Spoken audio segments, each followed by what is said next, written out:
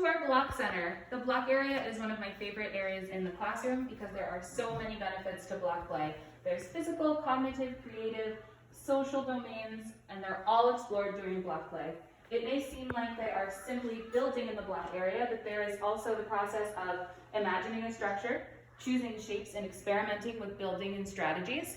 In the beginning of the year, it's very simple, just with blocks and structures. And as they continue to explore, the structures become more complex. There's different levels and different rooms.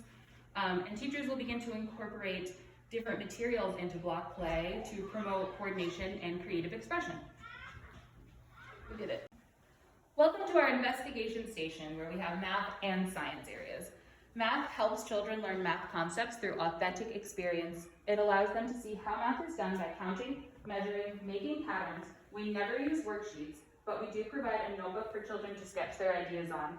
Activities found in the math area include puzzles, patterning games, and dice games to promote counting.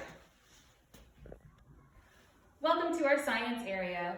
Science supports children in learning skills such as observation, making predictions, and experimenting. Some examples of things you would find in our science area are magnifying glasses, insects, specimens, or natural materials from the outdoors. Our science area is located near a big, beautiful window so that children can observe what is happening in the natural world in the seasons and the weather changes. Welcome to our dramatic play area. Children play out roles with costumes, dolls, and other props, and it helps children gain an understanding of different roles in their community. It gives children the opportunities to work together, problem solve, and work through conflict. Dramatic play is aligned with classroom interests such as farmers markets or doctors' offices. Right now, children are interested in transportation, so we're working to create an auto shop. And so far, we've created some tools out of beads and pipe cleaners and some cars out of boxes. Welcome to our writing center. Writing provides an opportunity for children to strengthen their fine motor skills. It helps children master their grips on pencils, markers, and crayons. It also promotes language, having children tell us about their pictures. Some activities you would find at our writing center are coloring or writing with various tools, letter recognition games, or fine motor puzzles. Sensory activities are also used in the writing center to involve fine motor skills, such as Play-Doh or squeezing with tweezers or slime. Good. Welcome to our art center. In our art center, we always have materials available for the children to grab and go as they would like. We also value process art over product art. Process art is child-directed, choice-driven art that celebrates the experience of discovery. In process art, the focus is on the creation of the work and the exploration of materials. Process art is developmentally appropriate for children because it meets them where they are as sensory explorers and facilitates their growth and learning by allowing children to explore materials and different mediums in their own way.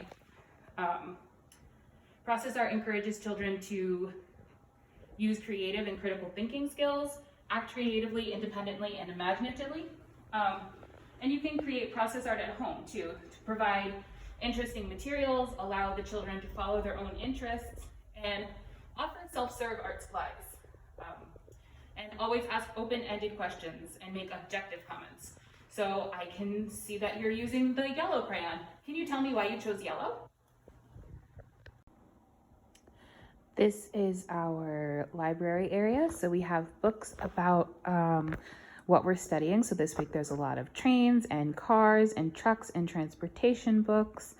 We also have our classroom charter, and we're doing some work on labeling feelings and emotions. So we came up with some words and feelings we identify with. And then we also have our cozy box in this area. Our cozy box is a place where friends can go when they need some space from friends and they want to take a minute, calm their body, take some deep breaths. They can bring a book from the library area, or they can choose an open-ended puzzle to help have something to concentrate on while they're calming and soothing their body, being able to self-regulate, and then going back into play.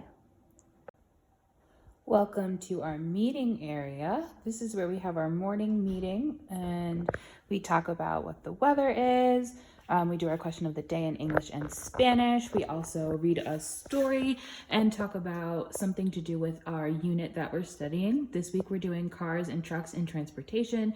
We have a little chart about what kind of cars that we already know about. And as we move across, we have our schedule. Our schedule is our schedule of the day, as well as our meeting schedule. So we know what's happening all day long, where we're going to go and when we're going to do that. And then we have our schedule of how our meeting goes. We also have a job chart. Every student has a job, and normally we would have out magnets where the students can put their faces next to their job. And that is our morning meeting area. Welcome to our playground. Our playground is an extension of our indoor classroom. We call it our outdoor classroom.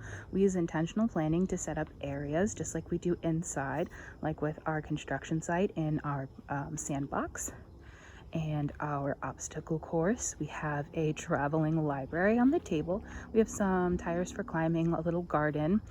The kids love to be outside looking at natural weather patterns, observing bugs and leaves and anything else they might find on the playground. We go out 2 times a day, every day, in all weather. So layers are always a great idea.